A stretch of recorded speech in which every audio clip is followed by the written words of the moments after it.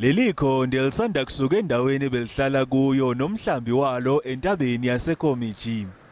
Lo mhlambi wezimfene ezingama40 ubudame uvakasha kuleli dolobha uzofuna ukuya ethunjini nokukwehlisa. Leli khonde ke lihlonzwe njengongqoshishilizi walomkhuba wokuganga. Libe selibanjwa la yobekwa eThokhai. Izakhamuzi ezakhelene indawo zithi iziphathimandla ziyehluleka kulawula lo mhlambi. The reasons for him being relocated, the reasons for him being taken away from his family are just unfair, they're wrong, they're inaccurate, the date is inaccurate, and there was absolutely no reason to move this baboon and then set him down in a very, very dangerous environment. Kunombono ukuthi leli khonde liphiniselwe lapho belihlala khona nezinye imfene. Lemizamo yabhuntsha njengoba lanede lasola nje lavelela nyamalala kuyona lemizi yaseThokhai.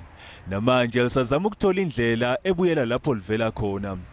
Abanakekela izilwane kanye nezakhamuzi basathungatha umkhondo ukuthola leli khonde kwazise bakhathazekile ngokuphepha kwalo.